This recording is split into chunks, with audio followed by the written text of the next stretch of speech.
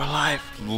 We are indeed live. Ladies and gentlemen, welcome back to the Summit, powered by Twitch as well as supported by 100tb.com, and it's time now, guys, for Game 2 of EG versus Navi MLD. I'm joined by Theban1437 as well as Kai Hani. Guys, thanks for joining me. No problem. No problem. Hani, did you get to watch much of Game 1? Or? Yeah, we were watching it apart from playing Mario Party, but was actually quite a stomp. Thoughts on the way the game developed? Do you think it was a draft issue, outplay, mixture? I think the person or the team that picks Doom is gonna win. Yeah, we've been hearing a lot of Doom is too strong right now for around the house. And, well, with that being said, Game 2 should be underway. Let's go ahead and hop into it, guys. It's EG versus Navi. Winner stays alive. Loser is eliminated from the Summit. And it is a Doom ban in the first phase from EG, so clearly showing that they value this hero very highly. Oh. Hello? Are you okay? Yeah, I'm good. I'm just adjusting the audio levels. All right. I was a little loud in my own ear. And it looks like EG are actually going to get like in this game. Ice Ice Ice was saying he thinks Tinker's overrated. Do you guys agree with that? No, I wouldn't say it's overrated. I think the biggest issue with the hero is if you get shot down, like it can die really easy, and then you have a gold volume of, let's say, 20k or like 15k, and the hero can just die really fast. Last game, I think EG had really good counters to the Tinker. The Doom and the Storm mainly. Yeah, probably Storm is like the biggest issue, because you can jump you from anywhere. Split pushing is very difficult, and we saw it in the mid game when he got the orchids. Tinker was not safe to farm at all on the map. He just got solo killed right away. Yeah. Yeah, and Dendy actually played pretty well that game. He didn't really, yeah, Dendy actually played pretty well. He did. I was trying to remember if he played the Invoker or the Tinker, but I think that he just game didn't get picked off until the Orchid. It didn't matter though. Yeah, I gave a lot of credit to EG, but I think the support, like Sanking and Rubik, didn't really do much. Like, they needed to follow the Storm around. They actually needed to try and pressure him, but they just ended up staying bottom, pulling, doing some stacks, but the timing was just perfect from the Storm though. Like, as they had rotated bottom, he TP top. So they would have either had to TP top or walk all the way back from the Radiant safe lane to the Dire safe lane. Right. But they still needed to apply some kind of pressure. Yeah. Maybe they could have like smoke ganked mid and then gone top or something, so they're not entirely wasting their time on the way back. But they they left him alone. Yeah, and this game they got Wisp and Tinker, so much global presence actually coming out from Navi's side. And EG goes like an Enigma, so they go for some pretty heavy push as well as just a very strong mid-game punching lineup. But you can notice again, the fourth ban now is the Storm. They want to protect the Tinker more, and I think it's a very good choice for the fourth ban. And they also have Wisp, who can effectively protect Tinker in the mid-game just by bringing someone else in to help if he gets ganked. Right. So ganking Tinker's it's a little bit more risky this game. And EG's heroes just in general are not good at doing it. There's no Doom, the Bat was banned in the first phase as usual, and the Storms were moved. So, I mean, what's really left to deal with the Tinker in the mid-game? It's actually interesting, because Tinker is one of these heroes you can potentially 1v5 a lineup. Like, if you manage to get the Dig and 5e Blade, there's like nothing that stops you from killing the opponent, unless the lineup is designed to be just super tanky. But it could be that the Wisp deals as kind of pretty much just a hero that makes sure Tinker's not going to die. Yeah, if he's going to die, you could bring someone in with a relocate, or you just relocate him out and sacrifice your own life. So it's very unconventional in a way, because usually would group up the Wisp with a stunner, like some kind of a bruiser, like a tiny a Storm, exactly. something like that. Revenge. Interesting. I think EG needs something like an Nyx Assassin for this Tinker. I can't really think of too many counters to the hero, because we haven't seen many games with this hero just yet, and which games he's lost. But I think like Nyx, Storm, Doom, those kind of heroes are pretty good. They go Weaver. Huh. This hero that's a Mason hero. It's so annoying to play Wisp against Weaver. This hero just kills him so quickly. Right. I think all the heroes are actually pretty good against Wisp so far. There's a lot. I don't know. I think the Navi lineup is so far quite nice though. Like, they got the deep push against the Enigma early, pushing against the Lycanthrope. Yes. And I mean, it all comes down to, I guess, the BOT timing on the Tinker. That's going to be very important on when he can manage to get the BOTs. The other thing is, they're going to have to counter to the black hole already with a swap, but also the save for the Tinkers. Like, double save now, potentially to save the Tinker. It doesn't have to be that way, But The other thing they have is they have Venge on the dire side, so Tinker can push out the lanes, and then Venge can walk into the pit with whatever heroes are left and take the Rosh pretty early. Right, you really want, like, in this meta, when you're dire to abuse this Roshan. It's just too much gold. Like, what? Okay. that's What? the third save. That's true. I actually, like, I watched many of Navi's scrims as well. This Tinker is not... If this Tinker dies, something has gone very wrong for Navi. Yeah, I've never seen them ever pick this hero, Tuskar, at all. I've seen it before. Funnick actually plays really good Tusk. It's one of the only teams that actually plays the Tusk. I'm surprised more teams haven't at least experimented with him, given like the just radical changes to Snowball. Normally when you see a hero get changed that much, teams at least give it a shot in, an online match or something and see how it goes. We actually tested it. It's pretty interesting to play with Meepo as you gain movement speed per unit that gets into the snowball. So it can end up with a snowball being at like 1k speed. Yeah, with the 5 Meepos. Yeah. It's pretty ridiculous. The one team that I remember running it in a pretty big match was Arrow Gaming in the SEA TI4 qualifier, but they were just outclassing their opponents, so I guess they felt confident to be a bit bold.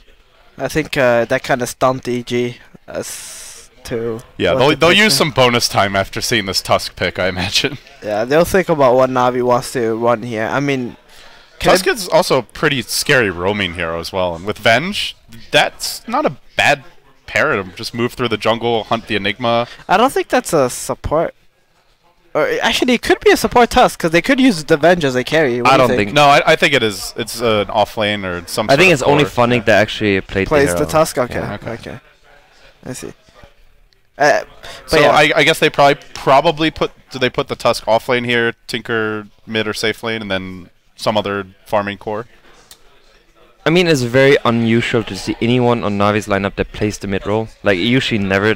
I don't think that ever happens. Like, it's very rare. It could be a dual lane, of course, middle with a Wisp. It's really rare that happens, but That it's not just Dendi. yeah, exactly.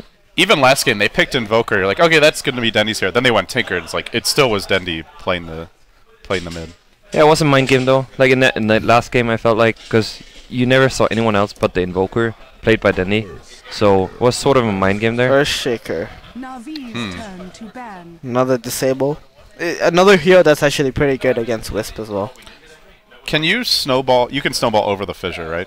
Yeah, you Yeah. can. Okay. The problem will be, I think, for the Tusk here, that there's not going to be a unit behind the fissure for him to back off. Like, if he gets caught by it, he's pretty much dead. I think so. It's gonna be like creeps, you go into a snowball and you're gonna get to the fissure, you're just stuck there. Can't move over. Welp. Yeah, just hold the fissure until right when the snowball's about to arrive, and then block them in. Well, they've thrown this bit of a curveball draft for. Yeah. Even seeing Earthshaker, it's not the most uncommon pick, but it's hardly a support the team's favor nowadays. I feel like this game EG don't have as many heroes, to try and shut down the Tinker, and Navi just have more heroes to actually protect the Tinker too. So why do you think you go Earthshaker here? Because there's heroes like Disruptor who deals pretty well with the Wisp ganks, as well as with Tinker trying to just boots of travel out of fights. I feel like Shaker is one of these heroes that always brings you really strong 5-on-5. Because it's one of these dagger instant stun heroes. You can't really react to it. Now that Navi actually has three saves, it's an iffy thing. But generally I think Shaker buffs your lineup. Like, it's not a support that fades off. Never. I don't think so. Like, it's one of these supports that they're always going to be strong at any point of the game. has an impact all game. Yeah. Well, you look at the LANum Earthshaker performance for DK at MLG Columbus. It's like that he carried them at like a 90-minute game or something. So Yeah. Wow. Well, A throwback. CK Wisp. This is reminds me of TI3. Yeah, Yeah. sort of. CK Wisp. The Tinker Tusk a little bit not common, a little bit less common in TI3, Yeah. but I'm wondering though why CK. I mean, against a Shaker, it's You know, questionable. you know what? I think Navi don't really play Wisp with Morphling or any of those other heroes. It just doesn't seem like a Havos kind of hero. And I think CK is just That's the one of the casual two. offlane void. the casual the offlane void. Universe Void. Yeah. I think this is one of their main strategies. I think they like this hero a lot. Actually. Normally when they run this though, they run it with more AoE damage supports that can follow up the Chronosphere, and Void's not going to be that strong with like the synergy isn't really there with Lycan and Weaver.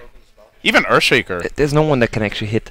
No one can hit in it. Maybe Weaver can hit someone on the edge of the Chrono. Maybe you can Black the Hole. one factor you have is going to be like the pretty much double bubble, in a way. Like you have the Enigma factor. If Enigma goes, or like the Chrono goes on someone, like I could see the thinking behind is Chronos the Void tries to Chronosphere the VS, and then you can disable with the Enigma the Tinker. But obviously, it's a lot of theory crafting. But you know, having the double factor is a lot harder to deal with. It makes it hard for your opponents to decide like how to start the fight. Because yeah, exactly. You have like to worry someone about is both heroes. yeah, exactly. Someone is gonna start, and you need to react to it. They're gonna try for a first blood or something, but it's gonna be a Void actually going to the safe lane, and they're gonna go aggro. Is it still Universe playing it? Okay. Yeah, they're gonna do the dodge again. It seems. Predicting aggressive child lane once again. Void's actually very hard to kill as a solo. Especially you start with the poor man's shield, you get pulled some tangos, and you take the level 1 time walk. It's not an easy kill. You need a lot of chain stun to bring I don't even down. think he can die there. Even if he would have gotten caught. Yeah, he's got 5 armor. And a poor man's shield, that's so tanky. But I don't think this is actually an aggressive child lane because of the Tuskar having boots level 1. Yeah, the interesting part is like if the snowball 1 stars, he picks everyone up. Yeah, someone gets caught by 5, it's a lot scarier than if it's. But you know, EG have played against Tuskar before, so they have an idea of like what it's capable of, and they probably played the hero as well for themselves, so they know not to stay anywhere near the jungle. So they just stay at lanes and let Navi ward as they please, and just gonna to dodge from the very beginning. So basically, do not clash at level 1 against Tusk unless you have a very strong level 1 draft. Yeah, I don't think you want. Maybe if you like Ancient Apparition, a couple ranged heroes or something. Right. Enigma right now only has pretty much, I would say, 1 cam to go to. I mean, the other one, there's 2 cams right but now. It's hard to get left. there. Yeah. But you're not gonna get the medium cam. Like Exactly. you can't really go there. Yeah, the secondary pole cam is just so dangerous to walk to. Yeah. They didn't purchase any sentries either, and actually it will be an aggressive child lane or dual lane. Okay, it's gonna be a dual lane. Couldn't they just like move the Enigma top though if he doesn't feel confident? They can in theory, but right now it's just a dual lane, so they have a pretty much dual off lane, dual save lane setup. So moving with the Enigma there is still like kind of a shaky thing. If you get 1 scouted, you know, the rotation can work. But Mason, it looks like it's gonna be like he will have an easy time on that lane. Yeah. Like a Tusk can really. There's no scare factor for. Especially Weaver. with boots first. Like he has no stats. He can't contest any of the creeps. He'll be fine. Regen will be an issue for him, and they have the other thing that we haven't discussed is they have Howl. So right. Navi have to be very cautious in all of their lanes about overextension. Good start by Dandy. Pretty much gets the first wave and denies the first wave. Like. It's a pretty big deal. The lanes are doing a lot of work, but I think Dandy will be a little bit ahead in this lane for sure. I'm wondering though if he used the Howl already. Yeah, he just used it. He used it as well. He didn't use it in the first wave, which was kind of weird. Normally we see the Lycans just use Howl as soon as the creep wave gets there. Yeah, so he gets it again. Oh, it's not on the first wave? No. He just used it. He used it a bit later on. Yeah. Which probably might be why he lost a lot of creeps. So, guys, thoughts on the lanes overall? Do you give anyone an advantage here, or any changes that need to be made by other team? Actually, looking at it, I think VS Tusk, the lane is not too bad. Like, you have to save from Shaker on the off lane, but if they have a Sentry down and Tusk catches, you get the follow-ups on a VS, it's still very scary. Like. The other thing is Sakuchi is quite a long cooldown at the early level. Yeah, exactly. So if you do catch the Weaver, he can't use it to harass. He really can't. But I really think it's hard for Navi to kill them though. Yeah, maybe if he gets fissure blocked in by their Shaker, which definitely can happen. Yeah. Then he's in trouble. Especially when you see a snowball coming. I mean, the lanes are pretty stale, apart from the Enigma movement. I think that's what it's gonna come down to in a way, like how Enigma can develop in the game, on what lane you can potentially gank. Mid lane is gonna be hard. You have a Lycan. There's not much room to actually make something happen. But I think like a smoke rotation towards top lane could be doable. From the Enigma. Yeah. Like at one point, if he shows up like say ideally level 3 or so, with a good fissure, he gets Malphas off. Weaver's going to get a first blood, almost guaranteed. So it comes to the question of will Navi be ready for that? And they do have a very nice Observer Ward. The Magic Bush Ward also giving them a lot of vision in the jungle, so they have an idea where the Enigma is. And, well, right now he's either in that one big camp or he's heading to the Dire jungle. The thing is, if Enigma scouts that the big camp is blocked, and I think they have a ward down there, EG, that actually... Does it? No, it doesn't give vision on this small camp. You would have known where the ward is going to be, but... It doesn't show the small camp. Now they have to scout the small camp. They will know that it's going to be there. Like, there's only one spot that's going to block the 2 camps. But I don't know if they bought the sentries yet. I don't think so.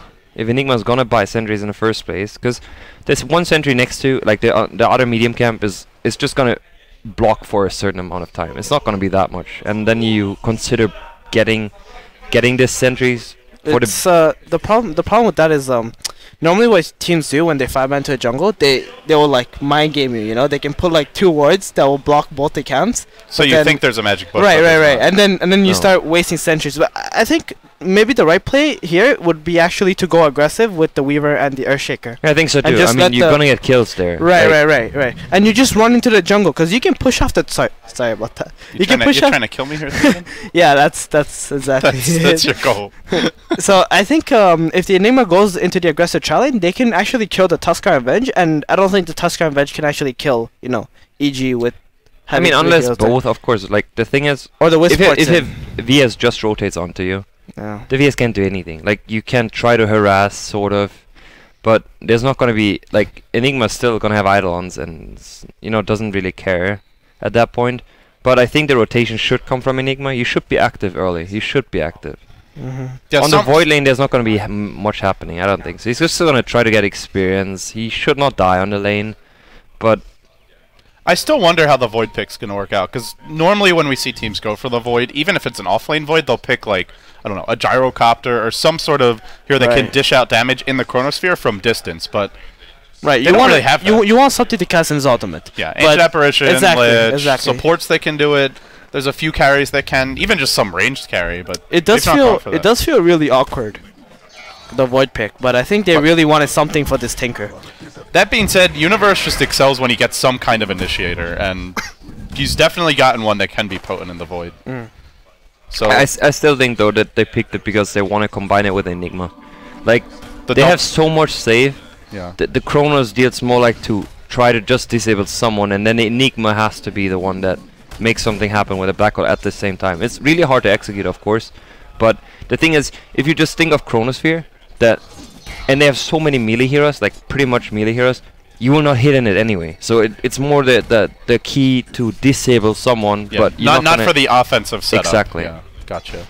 Well, we're not going to see that Enigma move too far just yet. He actually will go to that, in theory, more dangerous camp, but at this point they've seen that Navi are running the dual lane, so he's not as scared of getting picked off. And Zai, well, he's waiting for the get a core run. Like he went for the early boot, so that's not usual. Like it does slow down your farm progression quite a bit. Yeah, I think he just wants to be more safe. Like he's worried about getting ganked a bit. Exactly. Arteezy actually not doing so well on mid lane. He's only got 4 creeps so far. Yeah, the laser does make it. I guess it makes it hard on the first few waves. I think the lane switch is gonna come pretty much with 5. Like you see him already go 2 on wolves, but where the change comes is when you don't have the sentry. Like if he needs a sentry up middle. They're gonna find Zai here. This could be the first blood. He tries to tango through the trees, but they might get him. One more right click around the corner. That ward doing a lot of work. The Magic Bush. Yeah. Watching the Enigma. It, like we were discussing, it is a very dangerous camp to farm, and he pays for it. Right. Well, certainly now it feels like he may want to consider just transitioning. Bendy? He's trapped here, but there's just not that much damage. Oh, is there? No, maybe there is with the Howl. Just enough. Oh, one more hit. No, he's bottling up. He's bottling up. The Wolves got him. Oh, no crit. No, the Wolf. Dendy gonna live. That was great play. Wow. Oh man, that was he close. saved the ball. He didn't panic. He knew he had to save the bottle. Yeah, until after he's away from the wolf, so he actually gets some health from it instead of just spamming it. And just as we said, he wasn't doing so well. Look at the creep score. Well, he's about to get ahead, at least in the Nazi. Meanwhile, antics on the Russian stream in the next room. No, that's actually no-tail. Oh, is that no-tail? Yeah. Okay. It sounds like here we go, like Earthshaker. The snowball. Oh, that's strong. but the turnaround might come now. Puppy's probably going to drop here, and I don't know if Funnick will do enough to secure this kill. In fact, Mason, does he go for this? It's a bit risky with the Howl damage. Maybe with that Howl damage. He doesn't have Snowball again. He couldn't do it. That would have been suicide. Right. Actually, Funnick wants to turn on him. They find the kill bottom. No, he was thinking about it with the ice shards. I'm quite surprised that the Void actually died bottom, but I'm guessing it's because he had no regen left. I keep on thinking that there's a kills going on. Exactly, but we're the ones that are ahead, right? Too much Red Bull, guys. They're really amped up right now. Yeah. Stop! You're confusing us. Okay, so we see the CK. Oh, that thought. No. Oh, Nice Mason. dust, nice He's dust. in a lot of trouble. That was actually a really good play coming out from Navi, and you know what? This is Navi's. Oh, Havos actually in a lot of trouble here. Not sure. He's trying to reality rift his way over this fissure, but it's not going to happen. And he's getting bashed too. I think he had a chance on the Enigma, not on the Shaker. Yeah. Shaker's still wrong. He tried it first, but he got mini stunned, so he Yeah. couldn't He's like, get it. fuck, I'm screwed. Yeah. But you know what? Navi are actually playing much better than they did in the first game. Like, they're moving well. They know what to do against EG's lineup this game. And I think they're doing quite well so far. Just, it's going to come down to Lycan, I think. How much he can get out of the mid lane and the jungle. And how many towers that they can get early for EG. Like Honey was saying, Navi is quite a bit of D-push just from the Tinker, though, so... Right. I don't really see EG having... They don't have a great lineup to snipe them aside from the Void. RTZ. Uh-oh. I don't think he can... Might lose the Wisp here. In fact, they will, and then Puppy next What? on the list. He just munches him with the... Oh my god. Oh Oh, my he God. should have stayed hidden. Oh no, RTZ. Still not a bad trade. Oh, I didn't actually notice the Wisp was tanking the tower, and he just died. The interesting part is actually, in a way, it benefited Navi after all, because Tinker you got the kill give the solo. extra experience to RTC, And then he gets and it then back. Tinker gets all back. Yeah. And, well, looking at that Tinker, I wonder how in terms of farm progression, it's decent 19-8, but It's getting very hard though, because as I said, like the wolves, as soon as they go invis, it's really hard to deal with them. The other thing is they can scout him doing the stacks with the wolves, and then they can threaten to gank him. And they don't care about March either. They don't actually die under the March. Ah, yeah, the magic resistance is so high, and then he gets Oh. surrounded! But he has a haste turn. He'll be okay. Yeah. Nice rune he picked up on top. The one thing the Void does offer is maybe a way to catch Tinker, because outside of the... Yeah. They don't have a way to jump him, really. They were thinking about what hero they could pick to actually get Yeah, this 'cause Tinker. Bat so- was banned, Doom was banned, like, all these heroes to jump Tinker were just removed, and Storm. as well, yeah. I think they're just looking at that catch. In my opinion, it's a pretty bad catch, because as you said, they don't have ranged heroes to actually hit in the Chronosphere. And right now, Void is sacked, so he's not going to be the damage-dealing hero in that kind of case. So And then it's Weaver, and you just got to catch them on the edge of the Chrono. yeah, it has to be a really good Chronosphere. Like, a lot will rely in the mid-late game on the Chronosphere, how it's going to be. Oh boy. Look Here Look at goes that another snowball smoke. go. Instant death. He got dunked.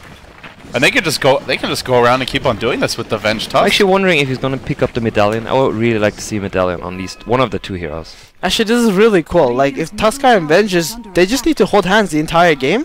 And then they got Wisp CK porting in and Tinker porting in and instantly your 5 heroes. And catching people with Snowball is really good. It provides a lot of movement speed. Like, gap closing. That was just 2 heroes in the snowball, and they just were Right. off to the races.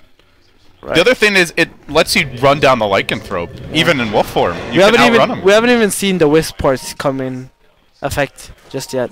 Yeah, we haven't seen that. We haven't seen the Boots of Travel online for Tinker, and at some point with the medallion that you were discussing, they could potentially go for an early Roche on the back of that, and not only get Roche for themselves, but deny it to EG, who have Lycan. They definitely want to take it at some point. I think it's really important that they try to keep RTC down. Not just because he's usually the key player for them, like the person that gets the room, that is gonna carry them mid-late game, but also because just looking at the hero, Lycan is a hero that needs to somewhat snowball. They got a kill on top here with the dust. Yes, Weaver is not yet level 6, and until you hit that, the dust is very scary. Even then, if they get a good CK stun, they can still burst him. Yeah, and this is really not good for EG that Tinker and CK are like the top of the net worth, because I think They're setting up a gang right now. They have the chrono. Yeah. What kind of follow-up will they have for What this? level does Enigma have? He does have his ultimate at least. Enigma is here? Level 6. Oh. Universe is Reporting in the prepping. Weaver. Nice Chronosphere. He's going to find 2. He catches out the Wisp, and Havos is caught on the other side. They try and snowball the way over the top, punching the Void up into the air, and actually the Weaver gets the first kill. The CK will fall. They're looking for more. Barely is there room to sneak out, but the Tusk finds it. He'll clean up another on the retreat out, and, well, EG. They're finding 3. They're looking for 4. Navi getting overrun. Funix got nowhere to go. This could be a 4-0. He's snowballing, but he ain't going anywhere. Yeah. Oh boy. That was a really nice chrono. That looked really weird. Like, I thought he only got the Wisp and they're focusing the CK who was outside, but the CK had nowhere to go. Like, there's nowhere he could go because of the chrono.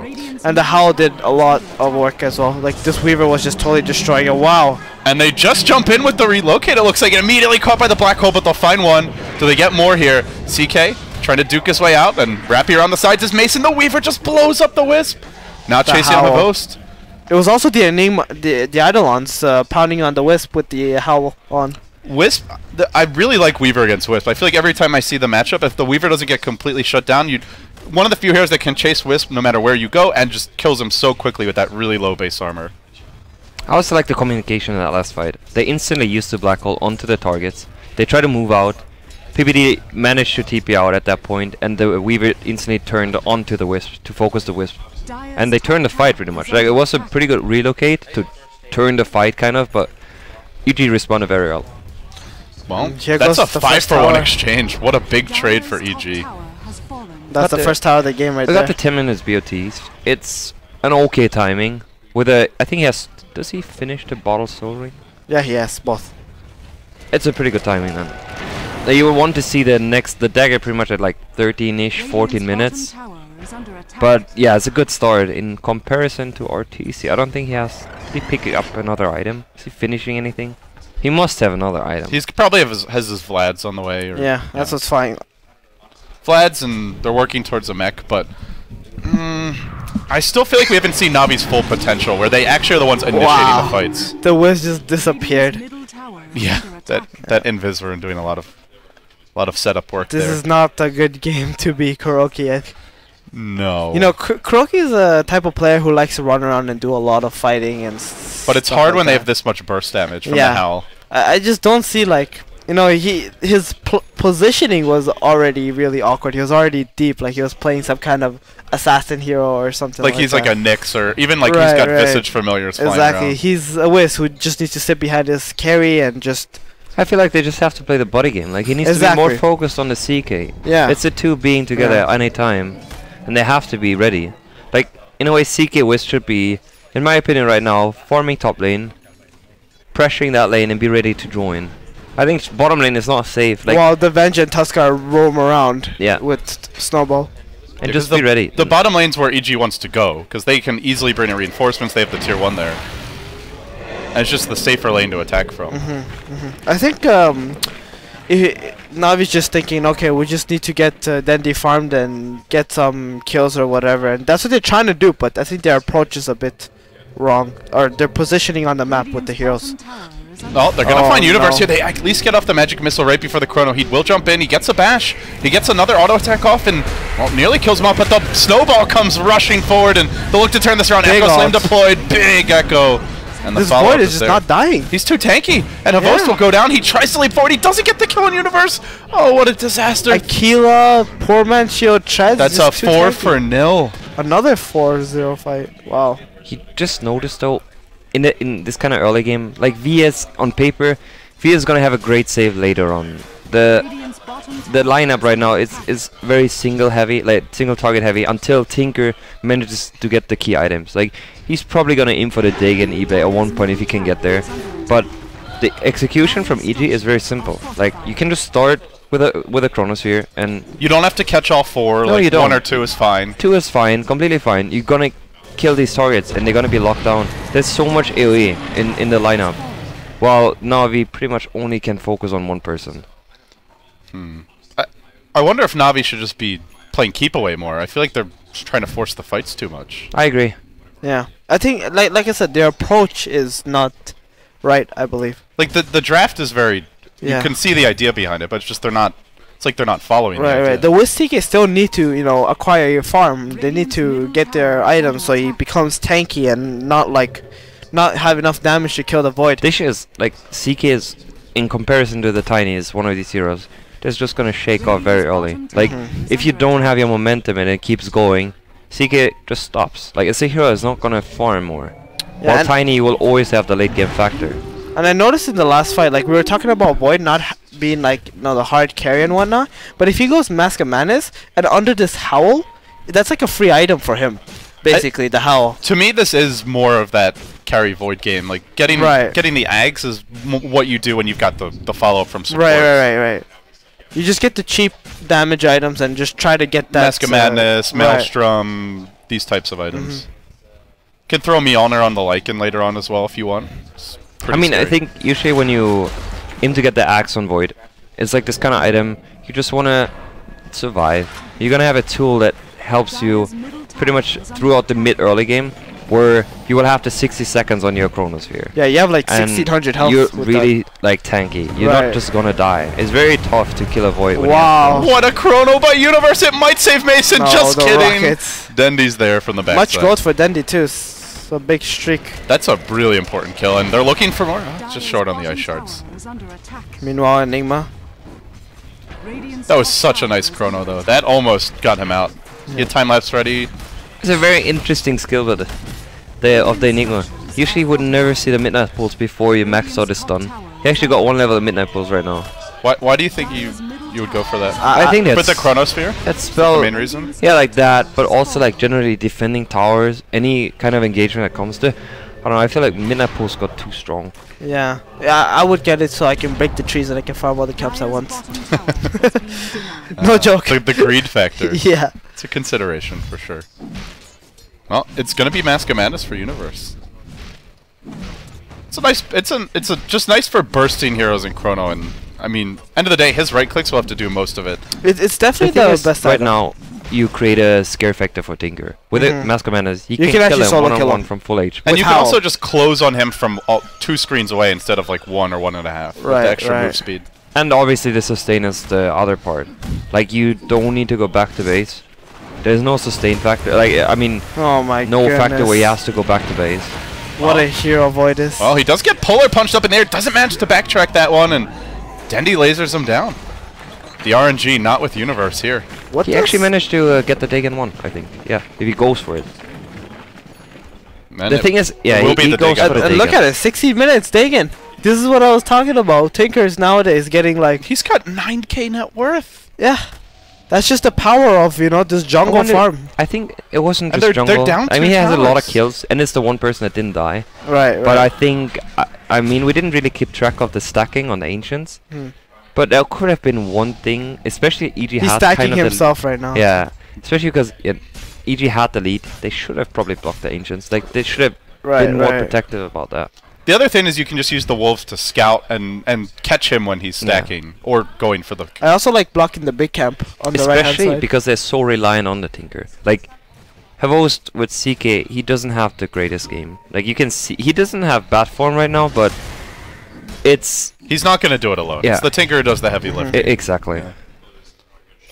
This Tuskar though, what's he have? Well, you get a medallion, Hani, and do they try and sneak a Roche off of this?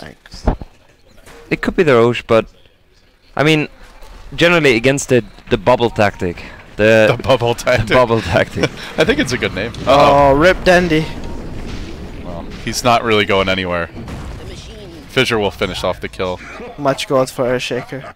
Yeah, but what I was trying to say is against the Chronosphere and the Black Hole, going for Roche is very scary. Yeah, you need to draw them back with the Tinker split push and maybe a Wisp gank, and then you can go for it. But I think Funnick just noticed that he doesn't have much farm and he just needs to deal that little bit more damage output. So he just decided to go for the medallion. works well with the Venge minus armor, and it does make your polar punch pretty. And obviously, eventually, later, they will go for this Roshan. No help. They do find Mason mid lane. The polar punch, not enough. Yeah, that's getting exciting. He didn't use the medallion there though. But I don't think he would. It would have been closer, but probably not close enough. And EG take 2 tier 2s for a tier 1 bottom.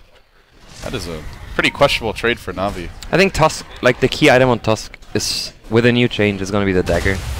Look at this You want Enigma. to stay back, get the positioning. Just the to perfect save, Yeah, basically. to save people. That's like kind of key, I think. This Enigma's the most fun here on the map. I mean, for EG. Zai's got a pipe? Yeah. He's got a pipe It's mech? the LAN build that they used against EG when they played them. Remember with the carry silencer? Yeah. The eggs refresher. Right. Their Enigma had like mech pipe and just was unkillable. Could deal no damage. And they don't have anything to really punish that. Like, they don't have that great... They have decent single target burst, but I don't think it's good enough to kill a pipe mech Enigma. Right. So, there's no... You go back to the draft, there's no Doom. That was banned out in the first phase by EG, so... I'm wondering if Dendy is actually going for the E-Blade into, like, Dagon 1 into E-Blade, or if he actually manages, or if he would rather upgrade the Dagon before getting the E-Blade. What's more efficient? I Is think it- getting the E-Blade is, like, it's more damage. It's you can more also damage. save your allies in Chrono is the other big thing with Yeah. E-Blade. But generally, like, the E-Blade is more damage. But farming it is obviously the more risky part, because you need the difficult. 3 point. Yeah, Dagon, you could just buy each component, or Yeah, each recipe as you farm it. But it looks like he's gonna aim for the E-Blade. Yeah, I don't feel like casual Ghost Scepter. It could offer him a little bit if he's being chased, but ultimately the way this Tinker dies, he gets fissured or he gets chronoed, and then the other one follows it up, and then he's just chain stunned and he's dead. It feels really weird. Like Navi, apart from Dendy, they can't really do anything on their own right now. Like they're so scared. They know if they try to smoke into EG, they're just gonna end up dying, which is not a position I think Navi players like to be in ever. Like they.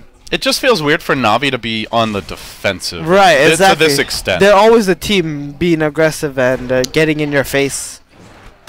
Looks like a roche attempt by EG there. Like, it's something you'd expect out of Cloud9. Like, Cloud9's a team that will be just feinting and spreading the map. They're not reading it. Yeah.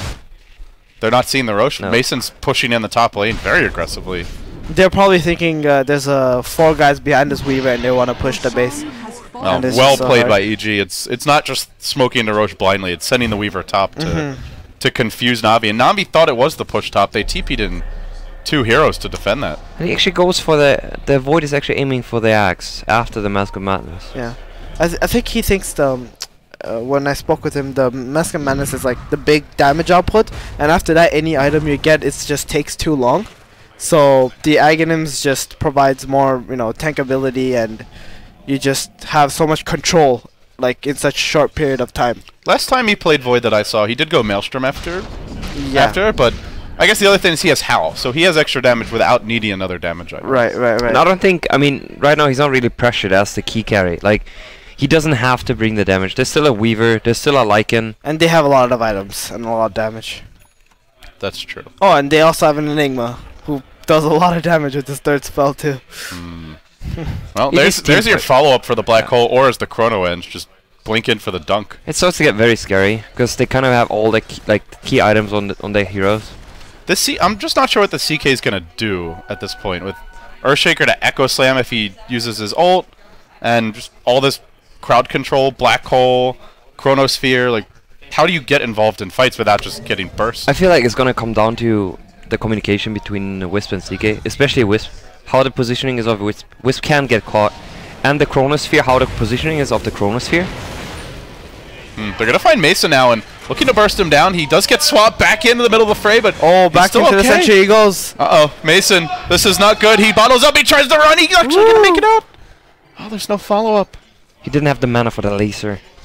Truly unfortunate for Navi there. They really needed that kill to get some map control.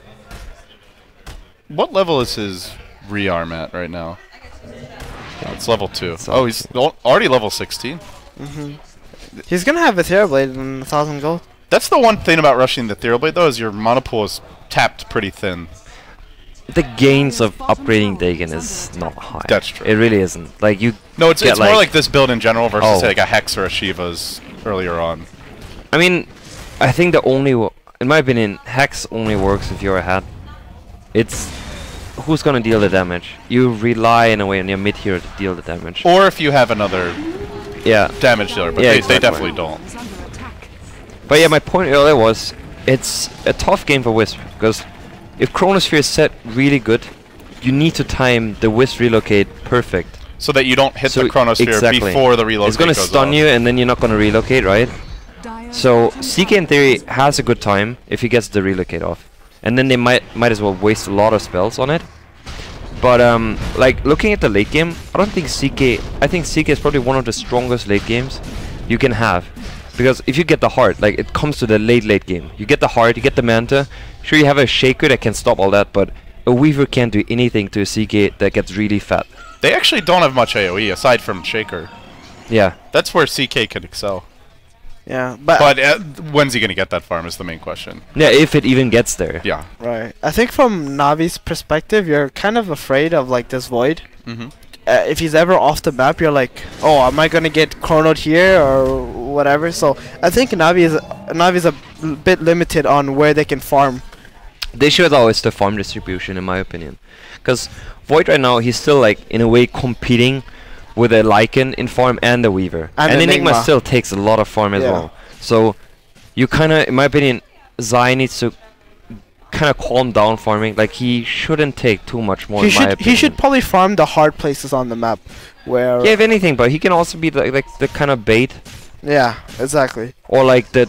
He just sits behind someone, just make sure the person does not die, because they, in my opinion, they need the scary factor on the Void at one point. And if it's only the Weaver that deals the damage, then Void just has an Aghanim's, and if CK gets too tanky, they're not going to kill the CK in time. And as we said, like, the Chronosphere gets down, Weaver is going to have often a hard time to even hit the target in the Chronosphere. We see Tuskar with a Blink Dagger. I think that's actually the right item on the hero. Well, if anybody goes, is getting initiated. That's what I was trying to say. It's a core item on the hero. Yeah, you blink, you snowball. Yeah, you blink in, like you can save really far back. Now they have like 2 saves. They have the wisp relocate, and they have the snowball, and they have the swap actually as well. So it's like 3 saves for a potential Chronosphere black hole, a shaker stuff. There's a dunk mid lane. Did he just picked up an E-Blade? He will go down. I don't think he has buyback. He just bought E-Blade. There's no way he has it. And now they try to go for the turnaround. They'll find the Enigma, but the Chronosphere comes out. He can follow this up with a black hole if he's quick enough. And can they stop it? Can they stop it? If not, it's going to be trouble. The black hole, it's going to fight too. They're burning down funding. Havos might fall as well. Zai's still alive. He's going to survive it all. 4 heroes go down. They lose absolutely nothing. And with no buyback from Dendi, this could be instant racks. If not game. Oh no, why are they chasing Poppy? They just need to hit the buildings. We're liking. Fear's probably screaming inside, just objectives, guys, take the tower. In his head. Yes, in his head. We've got an admin there to make sure he's not screaming in the room. It's only 20 seconds. Oh my. They're gonna have a hard time. I mean, they can They'll take a tier 3, but you know, they aim for the range racks. They have 10 seconds. They wasted about like 7 seconds. They're going for the melee racks. And it looks like... Do you just commit for this? Maybe yeah, lose a few heroes? You get this, he has Aegis still, so they can't actually kill him. Well, they're going to try, but he's too tanky. Oh, what a turn of events. The missiles come out. Arteezy. He still has 10 seconds. Oh, wow, his Aegis actually ran out just now. And they're going to find... Well, they'll find the Earthshaker, but the key kill is Arteezy, and they'll get him with the Polar punch to disable his... TP out, well played. Did you notice that Aegis ran out when he was walking away? He's so sad right now. Yeah, he actually had his ultimate coming off cooldown too. So if that Aegis just would last 6 more seconds and he would die, he would have just ulted BKB'd and ran away. That is still very good for EG though. Taking a Rex this early against a global lineup like this, they want to be pushing out the lanes and threatening ganks, not constantly playing defense. That was just a little bit of careless play coming from Dendi when he just walked down mid lane when he thought he was protected. Navi, actually they have the backup from Dendi. He managed to get the E-Blade off. Oh, wow. Kill the Enigma with it. And now Dendi might go down here. He here. needs to get the laser off. I can't do it. Too much DMGs. So in the end, it was a 4 heroes dead for Navi. Then they lose Rex. They get 3 on EG, but still seems overall well worth it for EG. And it really hurts Navi right now that Tinker keeps dying. Like, the timing onto the E-Blade, you need the Dagon upgrade. You really do need the Dagon upgrade. He can find some kills with that.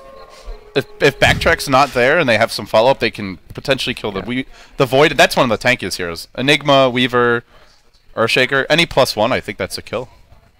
Yeah, the thing is though with Tinker, like, where it gets very scary, if you just get the kill from E-Blade plus Dagon. Then because it's the instant snap, like, there's no reaction time, you can't do anything about it, you're just gonna get killed. And then he just jumps away. Exactly. Yeah. And right now he doesn't have it yet. He needs E-Blade Dagon, Rocket, Laser to kill a person. And not everyone, obviously. He's not Only going to kill 'cause of the Enigma, he's not Dagon going to kill one, Lycan. yeah. By chance he can kill the Void. It's going to be tough though. It's so risky. He's already down a Lane of Rex against a Lycan and an Enigma. So if they take a fight, he gets a kill or two, but he dies, he doesn't have buyback, they lose second Lane of Rex, maybe 3, and it's probably game. Then he cannot die again. And I think now he's going to have to save for buyback. He can't even just straight up buy his Dagon anymore. Which means their kill potential is even limited further. Exactly. They're going to need to like win a fight, and then he needs to feel safe to buy the Dagon. But until then, all he can do is just save gold. The only buyback right now is your Tuskar. Do you see that? It's a very smart ward that actually EG set in the base. I just noticed. Right near the top lane. Because it's gonna scout almost the entire movement upon the top lane. Yeah, maybe that's what they were diving, so they can place that ward without anyone seeing. That would be pretty next level. Yeah, I think Peter just took the time to do that, or they under all that chaos. That is very good presence of mind in the chaos, as you mentioned, that was going on. But chasing that Venge was probably a really bad idea when they had 4 guys dead and just take the racks. No. Yeah, that was unnecessary, but it still works out well for you. When I see Lycan, Weaver, Void, I'm thinking like, oh my god, if I die I will lose 2 sets of racks instantly. Yes. But one buyback and some chasing, some diving. They'll pick up a Reaver here on Havos, so He's starting to get tanky. Yeah, he's starting to get tanky for sure. But you also notice, it's like the way the Wisp CK is approached. It's not like he's not the key factor. You notice he's not like the person that you will look out for. He's actually a red herring. Like going for him is probably just a waste of time, if not a flat out mistake. But it's obviously, you notice as well, it's a really hard lineup generally to fight up against. You have a Black Hole and a Chronosphere. How to even go for someone? And you have the Shaker as well. You want the Chaos Knight to die from, like, you know, the collateral damage. You want to focus all the other heroes first, for sure. There's so many basically melee counters just from the Earthshaker. Oh wow, they're so late to this party, and here's the Chrono. Oh no. What a great Chronosphere. Havos gets caught. Nobody can back him up. The Black Hole from low ground to high ground side finds Dendy. Funnick's gonna jump in. He wanted to save him with a snowball, but he couldn't do it. And now they're gonna lose 3. Does he have buyback? Oh, that might be it. Funnick's caught out now. This could be the end for Navi at the summit. Funnick retreating out. He'll go down. And do they have buybacks? Kuroki's gonna return to the fight. That's 4. That could be it. Yeah, unless they have mass buybacks, it probably is. I mean, this Tinker still needs to be afraid of not dying again, because now, if he does die, it is definitely all over. I think it's the Shaker's ulti there, though. I don't think so. He still has Shaker ulti. That was just such a well-placed. They don't even care about. But you notice, like, you go into the Roche pit, it just drops, but they're not thinking about what happens if I get Chronosphere. Like, the Wisp can relocate, and you can reset the fight. It could be a waste of Chronosphere, but Wisp was too close, so he can't use the relocate to actually save the CK. Yeah, because if he tries to tether in, he just gets caught by the Chrono. He was and it cancels. Yeah. And that's a 2-hero Chrono. That's probably game. Dendy gets caught out. Is there follow-up for it? He gets bashed down. EG have knocked out Navi, and Navi will not advance any farther in the summit. The road ends here, and the final 3 teams are set. It's going to be DK, Vici, and EG for day number 4. EG doing quite well, actually. I think that was a convincing 2-0 win. Yeah. Yeah. They totally proved the Tinker wrong. They looked very shaky on, well, not very shaky, but they looked a bit shaky on the first 2 days, but they've really stepped it up here. It's a very solid draft, though. Like, it's really solid. They play really well. The Void, I think the Void pick was just totally, you know, no one thought of it. Like, no one expected it, and it just I think he also put Navi into this kind of, Wisp is not their style. It really isn't. Like, like I said about Kuroki, you know, he likes to run around. He likes to kill. He's not the type of player who will sit behind someone all game and get them farmed and just wait for this player to carry the game. He's the one who gets the farm and makes the plays. Right. He usually wants to do his solo thing, you know, like in a Wisp CK you're like the one that you need to stick with your buddy. Yeah. You're the guy sitting behind a carry. Exactly. Basically. You're the guy giving the back rub, not yeah, the one receiving it. He's not. That's like the opposite of Kuroki, and that's why Wisp is just a terrible hero for Navi to play. I have to give Universe big props, though. Running Faceless Void, that game, his Chronospheres were absolutely on the mark every time. Yeah, Universe played out of his mind, I think. He's just been so... Whenever EG wins, Universe is playing absolutely pristine, and I feel like the games where they struggle are the games where he doesn't play his absolute best. Yeah, when he doesn't get his farm. Yeah, or doesn't get his hero in some cases, but he got it this time. So guys, with this win, EG move on. They're going to be playing Vici Gaming tomorrow in a best of 3. Winner plays DK Waiting in a best of 5. How do you look at those 2 matches coming up? I think VG is a really hard team to play against, especially because they play some heroes and some lineups that EG don't really know about. But I think EG got their draft together coming into the loser bracket, so I would have to actually give it to EG. Okay. Tomorrow. Do you agree with that, Honey? I do agree, just because I think the whole Panda, Doom, Tanky lineup that the Chinese especially ran. Well, especially Vici. Yeah, Vici, but also DK. Like you've seen it in the last series. That's true.